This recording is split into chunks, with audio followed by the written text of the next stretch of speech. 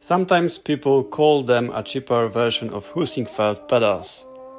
Sometimes they say it's an alternative to SimJack. But what really are the SimNet pedals? In this video I'll show you a super interesting product that's been around for a while, and I'll explain why I picked it over the usual AliExpress pedals or premium brands like Heusinkveld. I'm ever lost, let's get into it.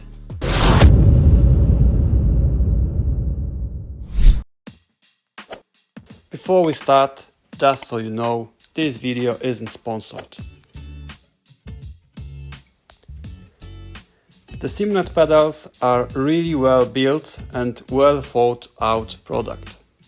You won't find them on AliExpress, but yes, it's made in China. The build quality is top notch, from packaging to manuals to how mod friendly they are. And yeah, there are lots of parts available. Instead of fiddling with parts yourself, you can just grab official upgrade kits directly from the manufacturer. What I've got here is 3-pedal version, clutch, brake and throttle. Let's take a closer look. The pedals are made from 3mm thick stainless steel, powder coated in matte black. They pivot on bearings and use load cells. The brake pedal uses a 100 kg load cell. Not 120, not 140, not 200. It's 100. Honestly, I was worried it might not be enough, but with the brake geometry, it's more than we need. Unless you're planning to rip your seat right off the rig.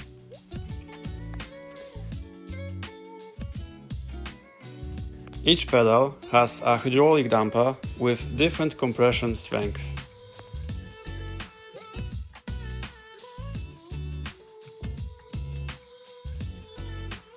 The face plates I'm using are optional accessories I got separately. There are also a haptic feedback system you can fully customize.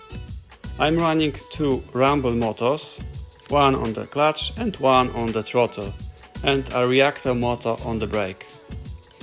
Personally, I think a tactical transducer would work better on the clutch, but for now I'm keeping this setup.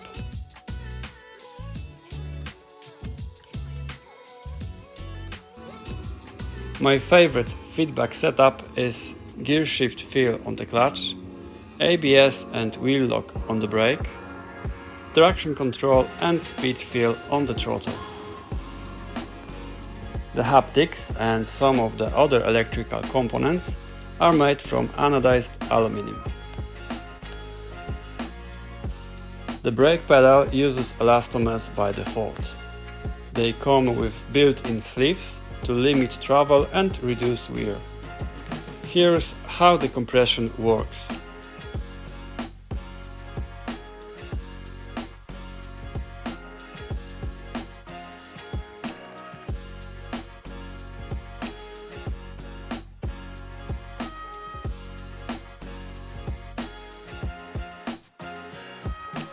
My favorite combo is 2 blue elastomers and 1 black. There's also a spring with a limiter. It's kind of like what Heusinkveld uses. The idea is to simulate the small gap between the pads and the discs. Once that's gone, the elastomer kicks in and simulates pressure build up. They also sell a full set of springs for all 3 pedals, throttle, clutch and brake. In my opinion, pedals like these aren't meant to be used just with springs. They don't feel right. Springs have a linear feel, but real car brakes are progressive. That's why elastomers feel much better. There are systems that make springs feel more progressive. Look into VRS if you are curious. Even with mixed springs, you won't get that proper feel without some kind of extra mechanism controlling the resistance. Let's get back to SimNet. What I really like about them is that the whole design feels tested and thought through. Even their mounting plate, which I didn't get because I had my own idea, looks amazing. I honestly haven't seen a more adjustable pedal plate than what they offer. Same with the haptics. It's very similar to adding transducers to your rig or seat. Once you try it, it's hard to go back. Of course, I wasn't expecting SimCube level active feedback, but still, it's really good thing. Another cool thing, all pedals and haptics run through one controller. And the software? Sorry Heusinkveld, but I like this one more.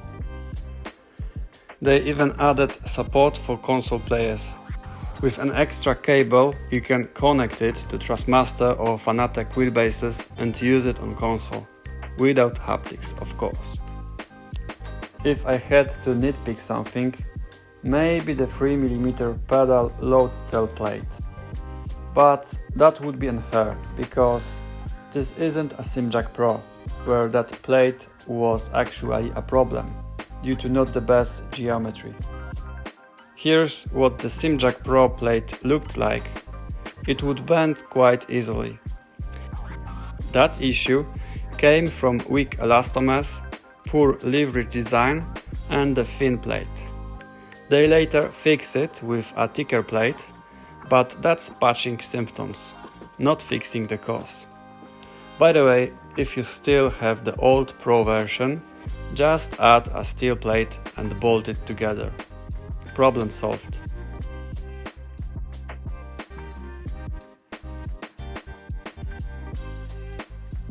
In SimNet's case, the geometry is better, the load cell is mounted more solidly, and the whole thing feels much more stable.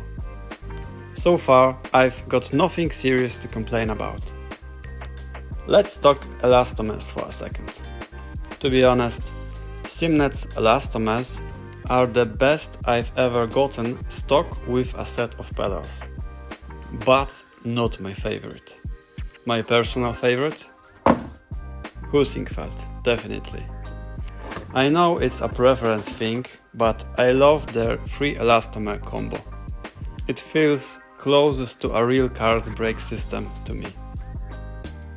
Their setup is just top tier.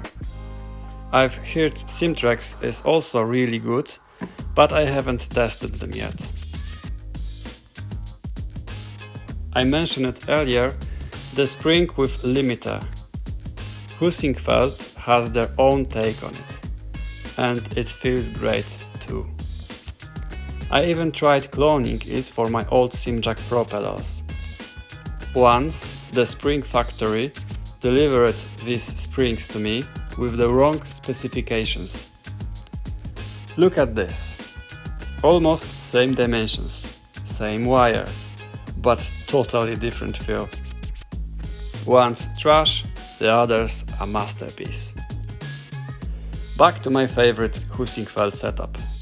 When you press the brake, you get an initial pad contact stage. Then, the elastomers compress, especially the longer one, simulating pressure build up. Finally, it gets stiffer until it maxes out. This is where wheel lock can occur if the pedals were calibrated correctly. I have to say it, these elastomers aren't just random polyurethane rods.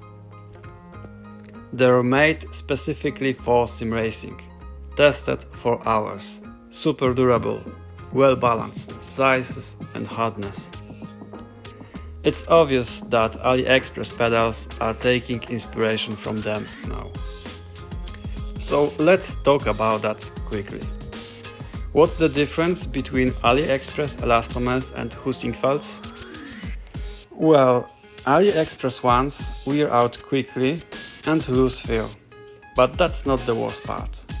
All elastomers in the same color are the same hardness, unlike Heusinkveld, where each is different and tuned perfectly. Personally, I haven't found any information about the hardness of these elastomers, and that's a good and smart thing. And while the dimensions look similar, AliExpress pedals usually have a 10mm rod, so Heusinkveld elastomers don't just fit in. You might think, I'll just drill them out. Been there. Good luck with that. If you want to use them, modify the rod, add a thread adapter and 3D print a new guide. SimNet uses the same rod size as Heusinkveld, so swapping parts is a bit easier. So why didn't I go with AliExpress again, especially since the Simsonn Plus X looked promising and even has haptics? Most AliExpress pedals are the same product with slight branding tweaks. SimJack, SimRuito, Simsonn, all just different flavors on the same chicken. Aside from not the best elastomers, which I usually replace with Heusinkveld anyway, I get the impression these are still unfinished products with questionable quality. Even the updates and fixes didn't always bring the expected results. Maybe I'll mention SimJack, since I've used it myself. Some of you might remember the side-to-side play I showed in my older videos. They later added spacer washers to fix it in the Pro version. But in the UT version they use bearings, which also had play early on. That might sound minor, but it shows how poor quality they can have. Also, that play in the Pro version lead to cracks bushings over time. I saw it pretty often.